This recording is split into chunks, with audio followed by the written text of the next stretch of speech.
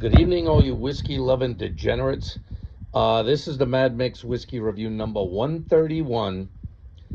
Campbeltown Loch Blended Malt Scotch Whiskey. Coming in at 46% alcohol. This is another one from the Musty Dusty. This is a blend of all 5 malts from the 3 distilleries in Campbeltown.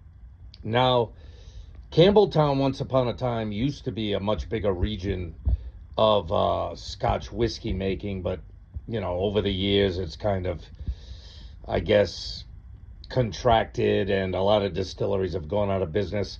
There are only 3 distilleries in Campbeltown, and that is the minimum number needed to maintain your region of Scotland. So I'm pretty sure Springbank put up the money to make a 3rd distillery. I'm not sure about that. You can look it up. But it was down to 2 at one point, and I believe Springbank put up the money to create a 3rd just so that they could keep their regional status as far as whiskey making in Scotland. Interesting. Springbank, one of my favorite whiskeys. I think I gave Springbank a 10. You know what I mean? Maybe in hindsight I should have cut it back to a 9.9. But goddamn, if you can get your hands on a bottle of Springbank 10 or 12, which I've never had, you sure as hell are going to taste some of the finest Scotch whiskey on the planet. Long Row is their peated offering, Springbank's peated offering, and they also have a brand name called Hazelburn.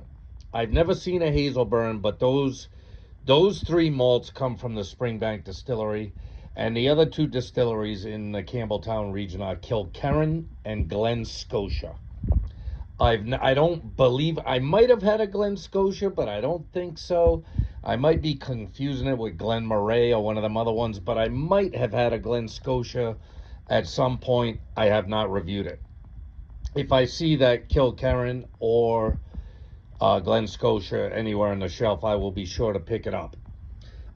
As you can see, it's got a pretty good color to it. It's a blended malt, so everything in this bottle is a malt, single malt, blended from the 5 malts that are created in the Campbeltown region.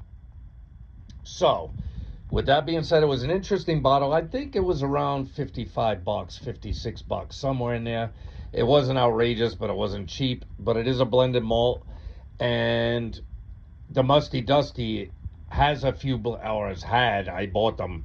You've seen me do them before. What were the other ones that I got? I don't even remember what the names of them were. Never mind, they're not standing out. Well, one of them was the Feathery, and one of them was the Timorous Beastie, I believe. Douglas Lang, a whiskey blended malt.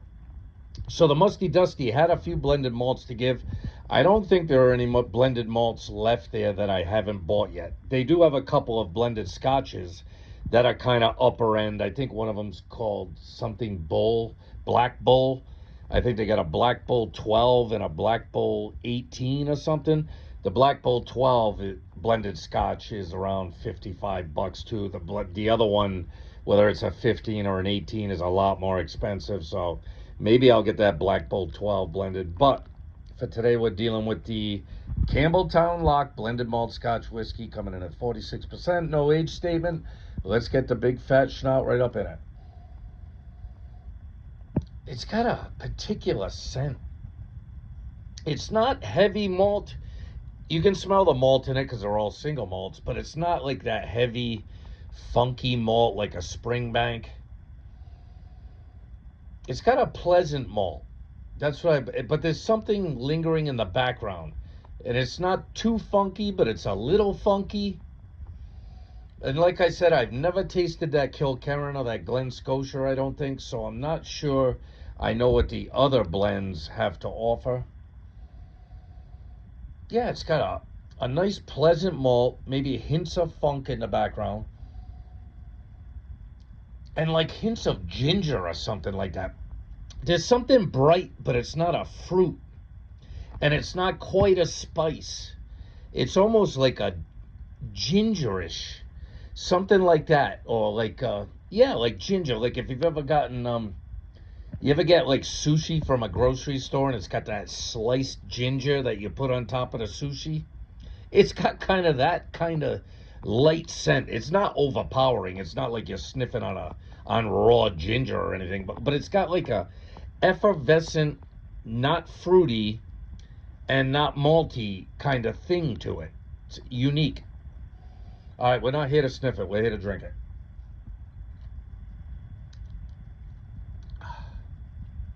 Yeah, it's got the same thing on the palate. The light malt up front, a hint of that malt funk, and then like a bright, like zingy.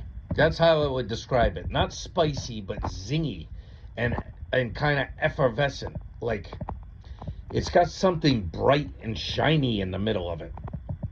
And like I said, it's almost kind of gingerish, if I had to say. Yeah, that's nice. It's a nice subtle palate. Nice, so you can tell it's a blended malt.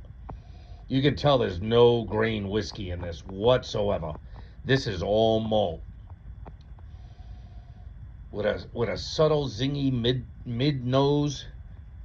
Not a ton of spice. Not a ton of spice at all.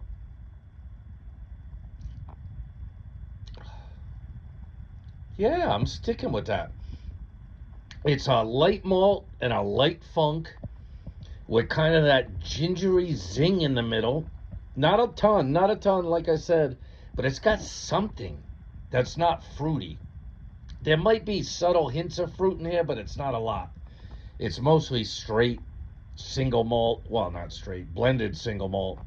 This is Campbeltown has got kind of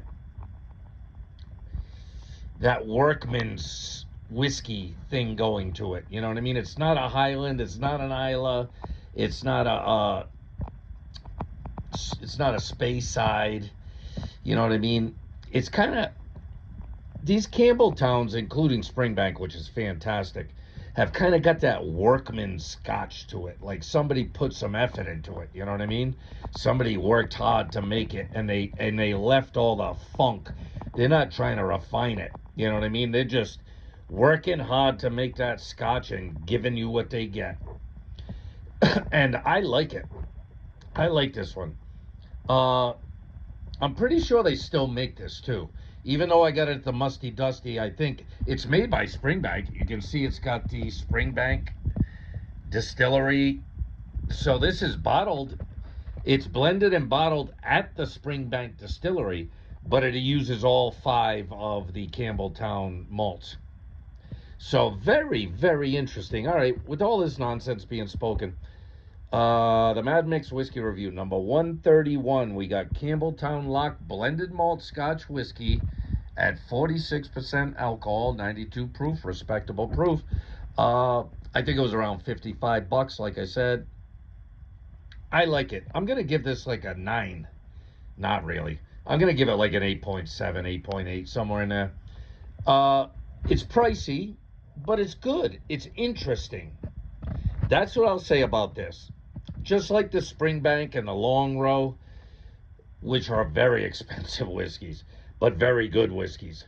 Campbeltown is a very distinctive, interesting style of whiskey making. Like I said, it's like the yeoman's type of whiskey, the workman's kind of whiskey.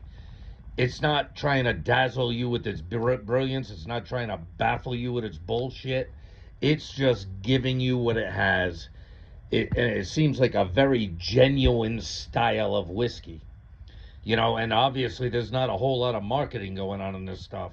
You know, Springbank don't dump a lot of money into marketing.